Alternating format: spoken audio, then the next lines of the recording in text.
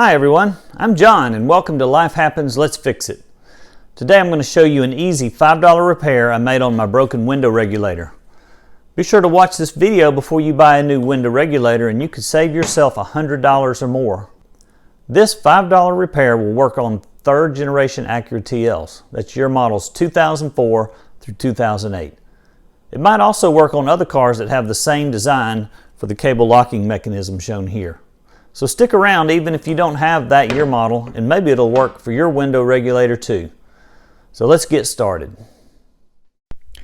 So I wanted to go over a couple things before we get started. First of all, this is not a fix for a broken or severed cable. Now in my case, mine might have looked like it was broken at first glance, but it actually had just come loose. The cable itself was fine, but just a heads up here, if your cable's broken, then you probably just need to get a new window regulator. Secondly, this is not a how to remove or replace a window regulator video. This is just a clever idea for how to fix one. I will put a link in the description to a really good video on how to replace your window regulator on an Acura model, third generation. And if your vehicle is not an Acura, there's lots of good videos out there for how to remove window regulators from your car. But again, this video is just a clever idea for how to fix one without having to buy a whole new part. With that, let's get started. The first thing we need to do is remove the motor. This is the motor that makes the window go up and down when you click the button in your car.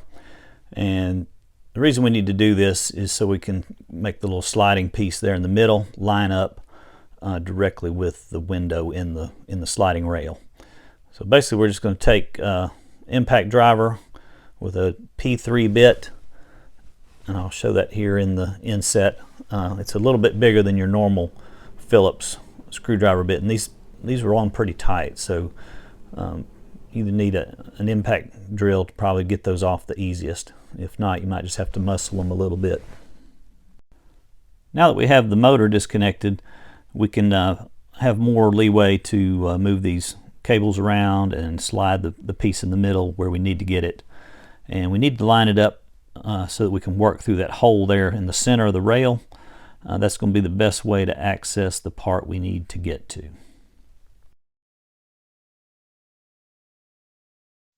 Okay, and here we see the specific problem that this video seeks to repair. What happened in my case is this cable here was supposed to be held in this little plastic piece, but you can see on the right side there where the upper right corner has broken out and allowed that cable to slip out. And so what my plan is to secure that back in place. And the way I'm going to do that is by placing it back in the groove like we have here. And then I'm going to take some epoxy and just fill up that void in the middle, and I'm going to use JB Weld, so hopefully that will attach to the metal cable, and then I'll also allow some of the epoxy to go on the outside of the little plastic piece in the middle. So basically we're going to create an hourglass shaped piece of metal right there, partly in the center and partly on to the right hand side right there. And then hopefully that'll all be strong enough to repair this window regulator, and for only the cost of the JB Weld, which is about $5. Now I just spent a good bit of time fiddling around with this thing to get everything lined up just the way I wanted it. Next, put a little piece of duct tape on the back to keep the epoxy from flowing through to the other side. And now we're one last little check to get everything lined up, and we're ready to start pouring the epoxy.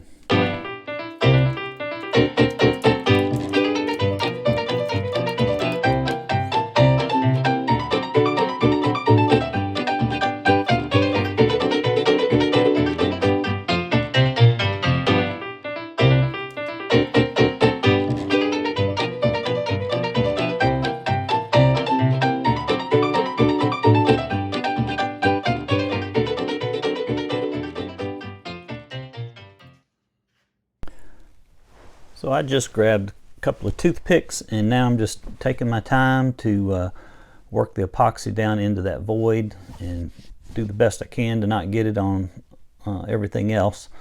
I definitely want to keep it in the void as much as possible, and kind of work it like if you've ever done concrete. You kind of got to work it down in there and wiggle it around so you don't get any air pockets. And I took the two cables and kind of moved them back and forth gently to kind of work the epoxy in and just fill that thing up as solid as I can. And then, as I mentioned earlier, once you get the inside filled up, try and get just a little bit on that broken corner, any broken pieces that you got, try and get it back to its original shape as best you can. But and again, the idea is to make a wedge that works with your piece, however it might be broken. Mine, it was kind of broken on one corner, so I tried to fill in the center void and kind of make, again, an hourglass shape that wouldn't pull through the opening very easily. And I've got a little bit on the rail here, but kind of wipe that off either with the toothpick and just try not to get as much outside the little plastic piece as you can. You can cut away a little bit later after it dries, but the less work that you have later, the better. I was able to actually get this pretty flat by just continuing to work with it here. Again, I'm at 4 times speed, so I spent a good minute or two working with this stuff and trying to get it just right. The cure time on this JB Weld is pretty slow, so you got plenty of time to work. All right, so there's my finished piece. And again, it's hard to tell from this angle, but I did kind of keep it level with the top of the plastic piece. And here's some shots of it after it had cured for a full 24 hours. So at this point, I'm feeling really good about it. All right, now that it's cured a full 24 hours, this is the tricky part, and that is that the cable is a little tricky to get hooked back onto the pulleys on each end of the rail. And so what I figured out that works here is to take this plastic piece out here on the end, the white plastic piece, and we can pop that out. So there's a little tab there that I'm pushing down with one hand. And this might be good if you have 2 people. But basically push that tab down just enough so that then you can knock this thing and it slips right up. Push the tab down, and I think I got it just started there, so now I can take the screwdriver and pop it out. All right, now our final step is to thread the cable around the 2 pulleys and put it back into place. So this is the pulley on the other end of the rail. It slips in pretty easy. Now make sure you get the little sleeve. The cable runs in a sleeve coming from the motor, and the sleeve slides up there into the little plastic pieces, and then the cable comes out of that. So right here I'm hooking the cable. This is that piece we just popped out, and that's that little tab there that we pushed from the other side that I'm trying to get the wire hooked around. So it's not too bad, but it's a little finicky. But anyway, so now I want to compress the 2 springs down near where the motor attached, where my left hand is. There's 2 little springs. You want to push those all the way in and then get as much slack out of that cable as you can. And so once you get as much as you can, what we're going to do is flip this over, and you want to hook one edge of that little white piece back in that hole, and then it will, once you kind of, again, I'm trying to get all the slack out with one hand while I'm keeping tension on the other. But once you get all the slack out, you can snap it right into place just like that. Hook one edge over it and then snap it in place. And now we're just going to put the C-clamp back on it like we did originally, and tap it back into place with the hammer and the screwdriver.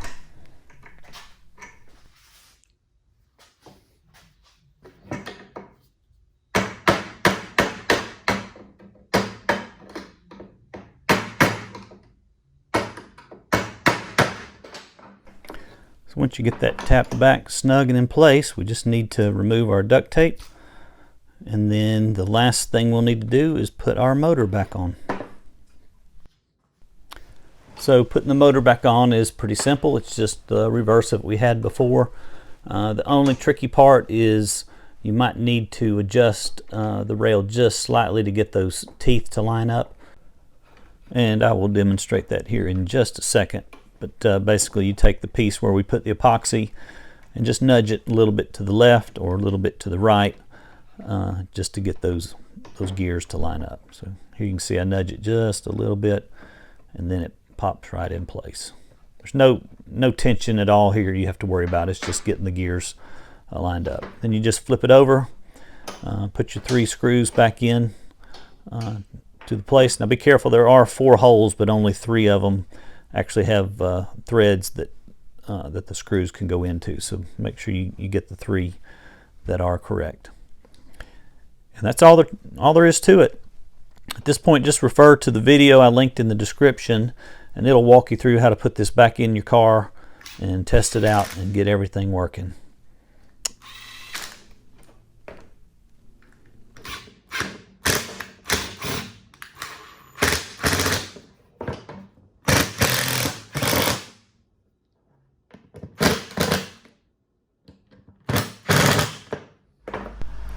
Well, thank you so much for watching Life Happens, Let's Fix It. Hopefully you learned something. If you do like the content on this channel, it would be really helpful if you would smash that like button and subscribe and sign up for notifications.